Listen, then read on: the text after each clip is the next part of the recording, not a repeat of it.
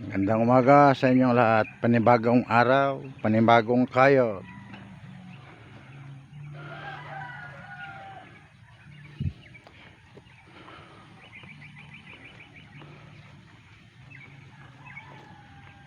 Patay na po yung damo na inispira natin ng herbicide.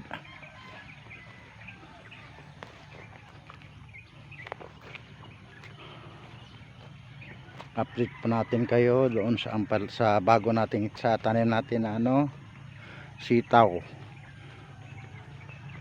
Nung in-upload ko nung nagdaang linggo, 1 week na po ngayon. Tignan natin kung namulaklak na. Ito na po yun.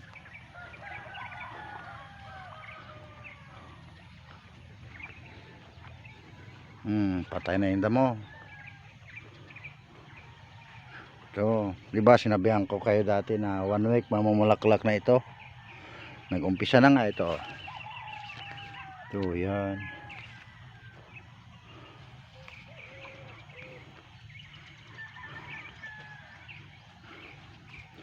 Ay, salamat sa Diyos.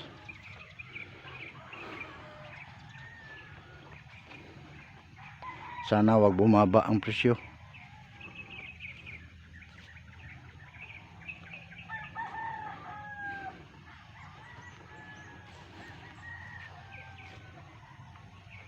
Kung nakikita nyo na parang medyo dilaw yung dahon, sa araw po yan. Sa araw po yan. Kasi medyo palabas na yung araw. Ito po, namumulaklak na po ito. Yan.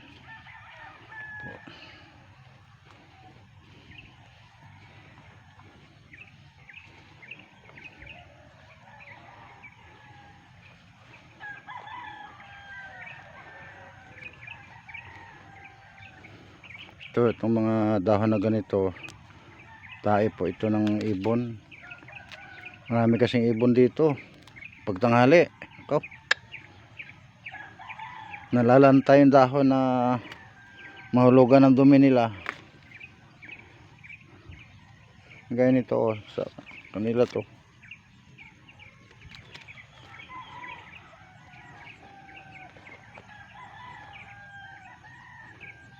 Pero kung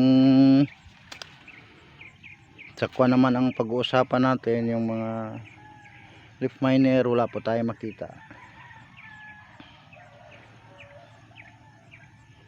Ano po, nag-umpisa na pong mamalaklak.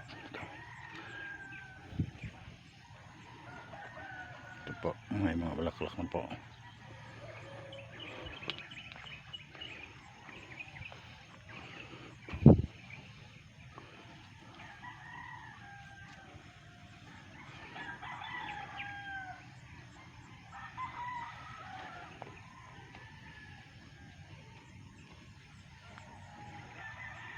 Kung nakikita nyo sa iba walang ganito.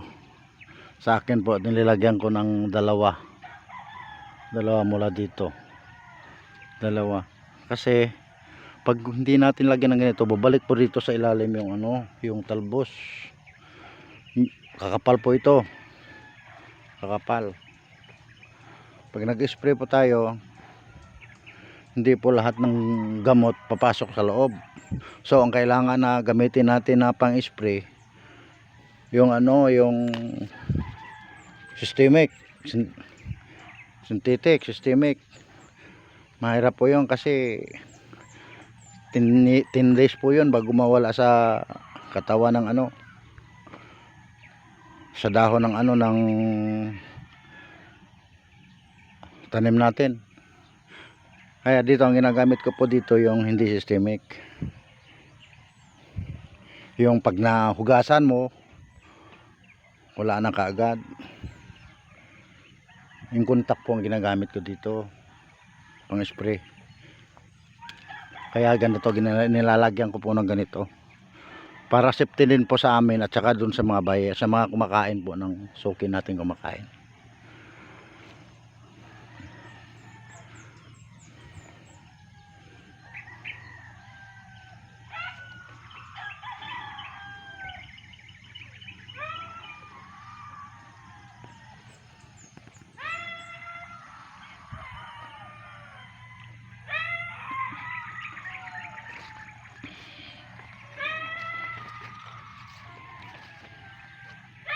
po yung lemongrass natin. So, ubos yan pagdating ng December. So mga litsonan.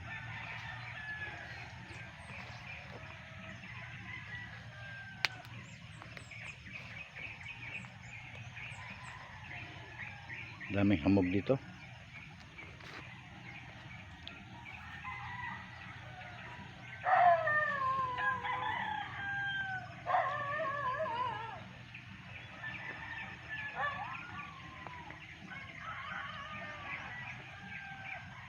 So, ilan-ilan pa lang po yung lumalabas na bulaklak.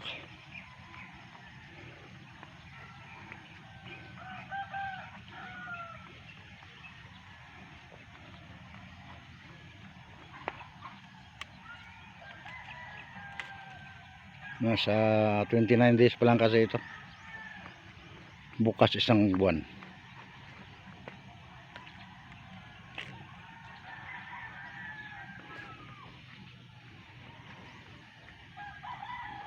Mga isang buwan po naman talaga bago mamulaklak yung ano, yung sitaw. Yan sa baba.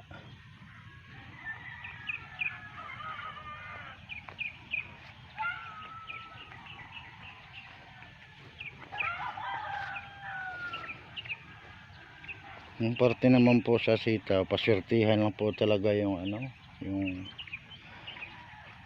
presyo ng sitaw. Kaya nga, buti kumakahabol tayo sa presyo. Dahil parang pababa na ng pababa ang presyo. Dati 80. Ngayon, bumili ako ng isang araw sa retail price doon sa bagsakan, 65. So, ang bigayan is nasa 50 o 45 sa gano'n. Pero okay na rin yung presyo ng ganyan. Kahit na 30, okay na yung 30. Huwag lang aabot ng 15. Dahil pag 15 wala na, talo tayo dyan. Habis, hagag. Gagastos pa tayo ng sa harvester.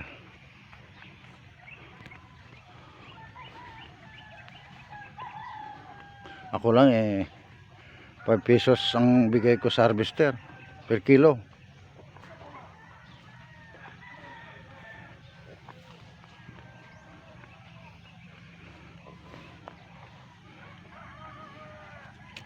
Wala na tayo.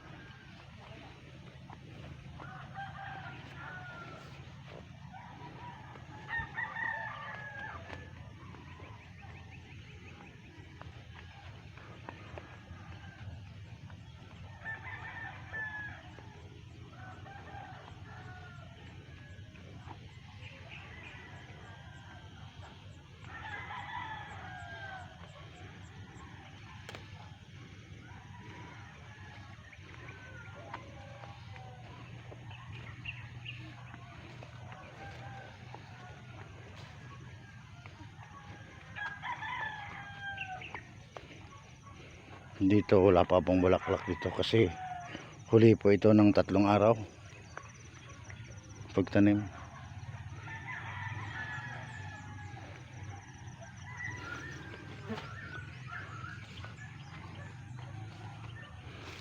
Patay na po.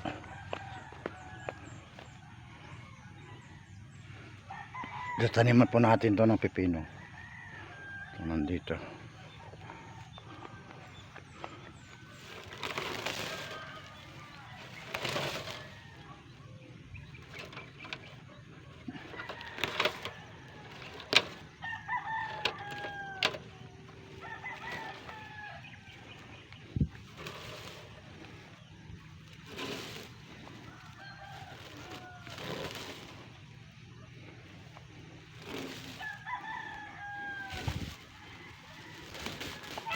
Grabe itong damo na ito.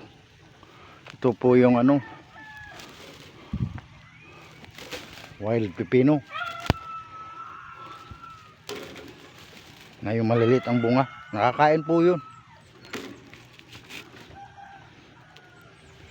Parang daliri kalaki ang bunga.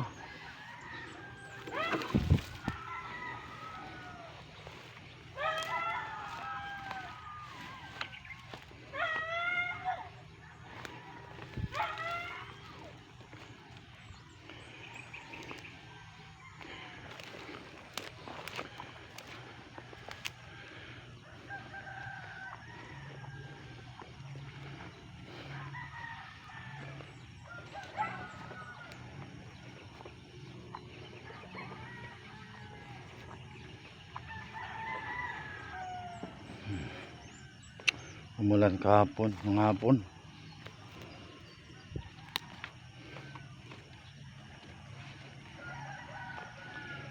Mga 1 linggo bago umulan.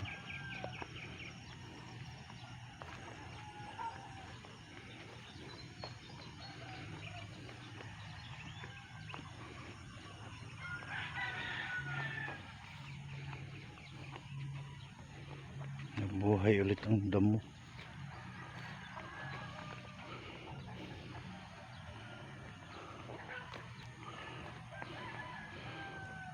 Okay, hanggang dito na lang po ang video natin. Paki-subscribe naman po, at saka marami po akong bibigay sa inyong magandang detalye tungkol sa tanim sa sunod na video natin. Paki-subscribe na lang po, paano magtanim, paano mag-umpisa, ganon. Tsaka anong lupa ang ganitong klaseng lupa bagay dito, ganyang klaseng tanim, malagkit ba siya o sandy ba siya.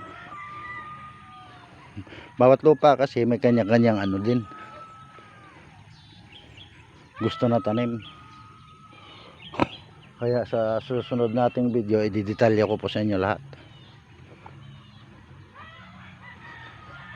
Sige, salamat po. Maraming salamat po sa inyong lahat sa panonood.